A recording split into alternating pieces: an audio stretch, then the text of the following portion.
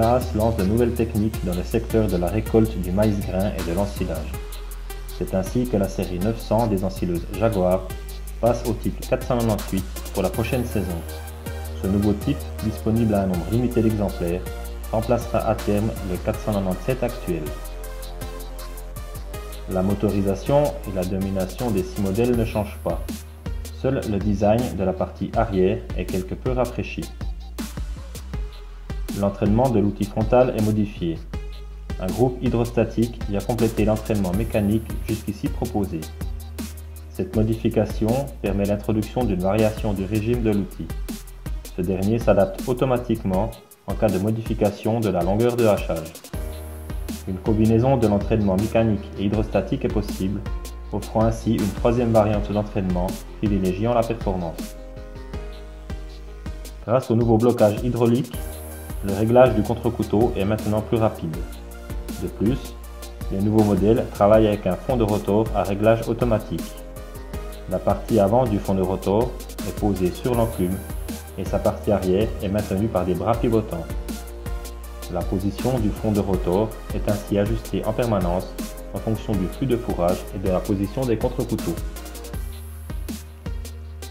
Le système autofil, qui automatisait jusqu'ici le chargement des remorques sur le côté de l'ensileuse, fonctionne dorénavant aussi vers l'arrière.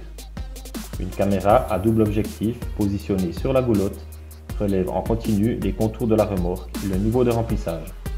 Le système utilise ensuite ces informations pour adapter la direction d'éjection du fourrage pour obtenir un chargement régulier.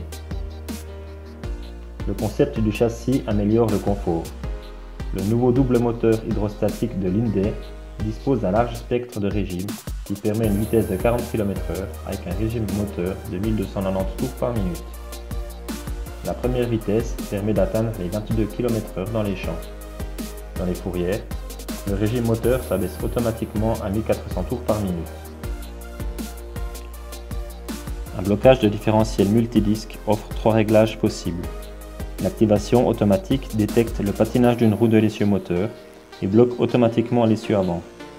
La désactivation automatique ferme l'embrayage multidisque et l'ouvre quand la vitesse dépasse les 15 km/h pour les manœuvres et en cas de freinage. Le mode manuel est conçu pour une utilisation brève sur des terrains difficiles. Claas présente encore un nouveau cueilleur pour la récolte du maïs grain ou de l'ensilage d'épis. Cet outil frontal, dénommé Corio ou Corio Cone Speed, possède maintenant des rouleaux cueilleurs rectilignes et coniques. Disponibles en 4, 5, 6, 8 ou 12 rangs, ces cueilleurs se caractérisent par un angle de travail presque plat de 17 degrés. Cette très faible inclinaison doit réduire les pertes d'épis à un niveau minimal. Les nouveaux capots en forme de vague peuvent s'ouvrir sans outil pour permettre par exemple la tension des chaînes d'ameneur ou l'adaptation de l'outil pour la récolte des tournesols.